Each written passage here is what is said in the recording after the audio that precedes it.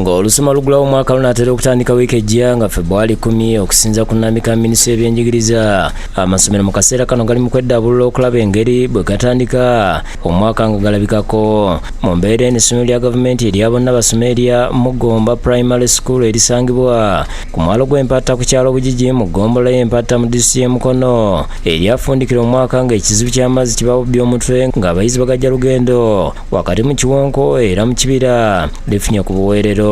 Bano baliko Munnayuganda Stephen Semala awangaalira mu Washington USA ng'ayita mu kitongole kya Kamukamu Learning Foundation abadde okiriddwa basimidde oluzzi n'abagulira ekyuma ekikuba amazzi okugajja wansi ne kigateeka mu ttanka yaliita omutwalo mulamba gano gagenda kuyambako okuzza embeera y'obuyonjo mu ssomero lino. Tubadde n'ekizibu ky'amazzi nga tulina oluzzi naye nga luli wala eri mu kikko. Omwana bw'ava ku ssomero wano saa 12 nadde waka naddala abaana abawala nga kyabulabe nnyo. Oluzzi luli mu kikko, oluzzi luli mu kibira.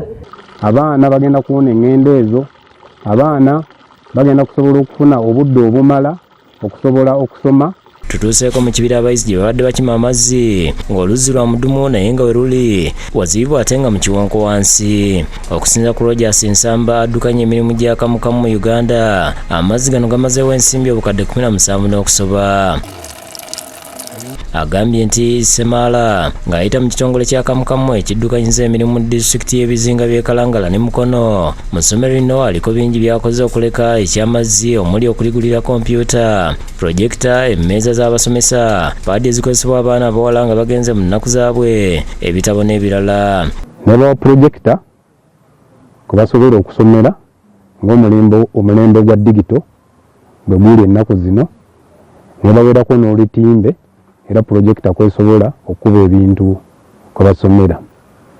Tekomye okwo ezzenge bawa ebikozesebwa mu kusoma ng'ebitabo. Basooka ne batuzimbira ekizimbe ky'abasomesa ne bazimba holo yogyekako amabaati. Abaana abawala babafudde sanitary pads, batuwadde rims, batuwadde computers. Henry Kiaganga ye ssentebe w'olukiiko olufuzi olw'essomero ategeeza nti lyatandikibwawo mu gy'ataano nga lyasomeramu n'eyaliko pulezidenti wa Tanzania Benjamin William Mkapa wadde ng'emyaka bwe gyagenda gyekulumulula ate ne litandika okusereba okutuuka jjo ly'abalamu abaakamukamu lwe baalikwatako okulituusa we liri mu kiseera kino. Essomero kkulu lyasomesako ne pulezidenti yali Tanzania bwe wuyanga Benjamin Mkapa. Be bamu ku basomera ku ssomero Benjamin Mkapa. Ebiseera waliwo eky'omwenda nga muzeeyi Katerega akyali headmaster ate nga musomesa naye kati okuva olwo abantu banyinya abayise nebyo ne badokita Luwaga ye dokita Mulali Ntenjerwe bangi abayise mu ssomero lino. Omu ku basomesa William Byaliwo ategeeza nti n'ensoma y'abayizi eyongedde okutereera ng'omwaka ogwedde basobodde okufunayo omuyizi eyayitidde mu ddaala erisooka n'abawerako ne bayitira mu lyokubiri nga mu ggombolola yonna ery'Empatta liryanywedde amasomero ga gavumenti akendo. Empatta sub county amasomero agalimu aga gavumenti amasomero 9 Mugomba Primary twasobola okufuna first grade. Tusaba gavumenti okutuyambako ku basomesa. Kuba gavumenti egenda negamba nti abazadde temutola ssente ebibiina by'omusanvu nga batuwadde abasomesa bana.